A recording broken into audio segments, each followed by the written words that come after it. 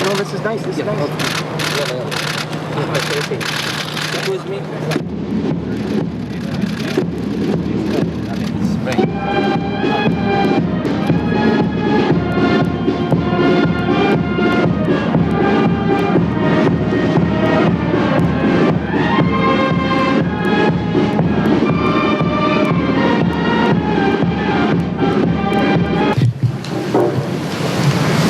بسم الله الرحمن الرحيم. مرحب بضيف السيد رئيس وزراء كندا والوفد المرافق هنا في بغداد.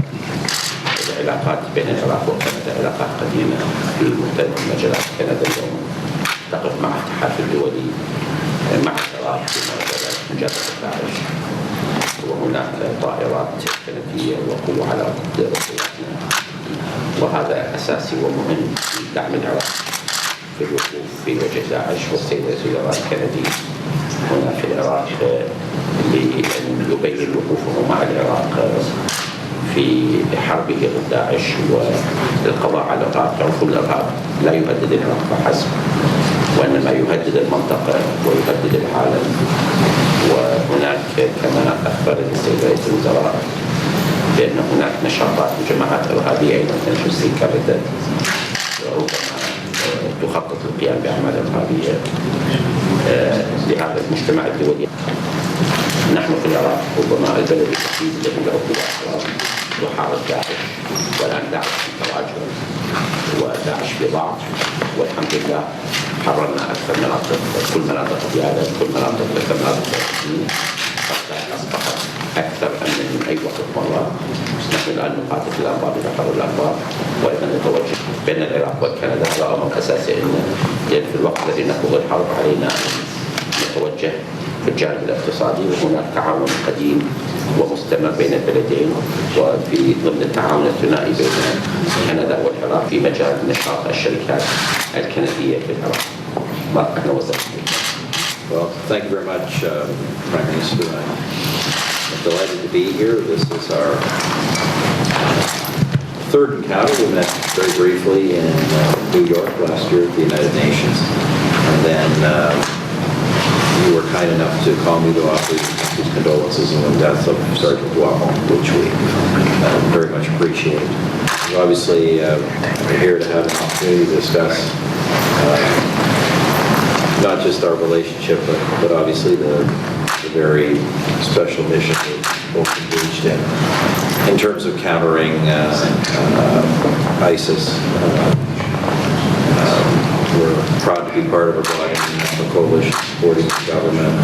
We all recognize that this is a problem not just for your country and for the region, but for the entire world.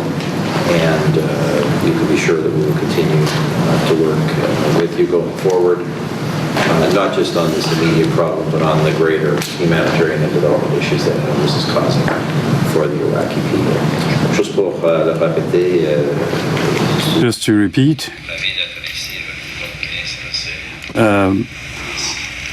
we had productive discussions with the Prime Minister. It's the third time we meet. We met last year at the United Nations in New York. And the Prime Minister then asked our help for his people.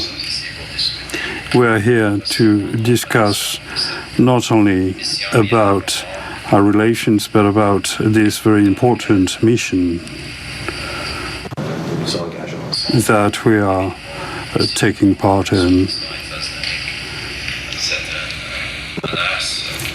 against the ISIL threat, not only for this region, but for the rest of the world. And we will remain committed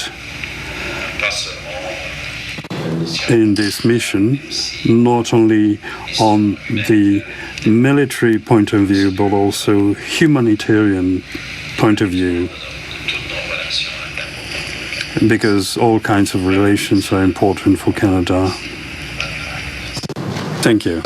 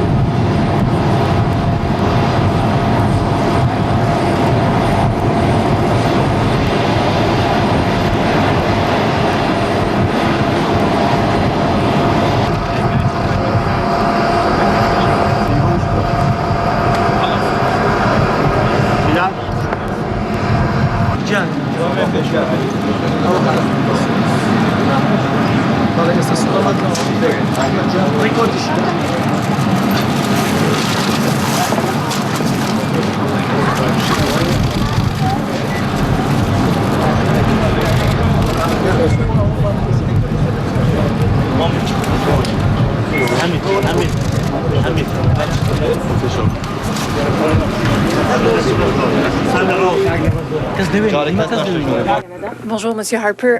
Vous avez eu l'occasion de parler autant aux troupes canadiennes. You had an opportunity to talk to the forces, the Canadian forces, and the others. Could you describe the morale and the time it will take in your mind to push outside of Iraq, to push the ISIL outside of Iraq? And we were told that the Canadian forces were closer from the front line since Sergeant Doiron's accident. Has it changed the way you operate on the ground? Comme je l'ai dit, je Well, as I said, n'ai plus d'informations. I can't give you more information on the case. Of course, Aux forces we gave a mandate to the military in this mission, and the military is pursuing that mandate and that mission. I can't comment any more than that. As for the moral, well, dès cet incident, of course, since the death of Sergeant Doiron, je m'attends beaucoup à personally, I expect the morale of our troops and also the relations between our forces and the Peshmerga. I was told that on the ground, the cooperation reste during the whole period remained excellent. Excellent relation. So I think that we can feel it here. And we will continue. I mean, we do a lot. I must mention, obviously, it's a terrible tragedy, but we must respect what the Kurds have done here. Last summer, when ISIS was claiming almost the whole territory, it's the Peshmerga who were alone and who truly resisted ISIL without training, without equipment like now. So for us, it's a good investment to guarantee the security and the safety of the people here, including several minorities who are real targets of ISIL. Look, I'm not going to get into details about military operations. We've given a mandate to our forces. They've been following that mandate all along, and they will continue to. In terms of morale, as I've said, one of my first concerns ever since the death of Sergeant Doiron has been not just the morale of our troops, but the relationship between our people here and the Peshmerga that we are working with, because obviously this goes to the heart of the mission of our forces in this area. And I have been told from day one that on the ground, the cooperation has remained all through this excellent, just tremendous. And I think you can feel that here. I think you can see it here. Look, this was a terrible tragedy. We'll get the facts. But, let it not obscure, frankly, the respect I think we should have for the Kurdish fighters in this area. Back last summer, when ISIS was literally overrunning this entire country with virtually no resistance at all, these were the people who stood up and resisted them and stopped them, in this area. And they didn't do it with any of the training they're getting today or with a lot of the equipment they're getting today. They did it because they had to, and they came to the protection of other minority groups that ISIS is targeting in this part of the country. So, look, we think this is an investment in people who have proven their worth and are doing some good things. And everything I've seen is that the cooperation, the morale among the two forces is tremendous. Merci, tout le monde. General, Minister, Chief of Defense Staff, can we get the preview here, please?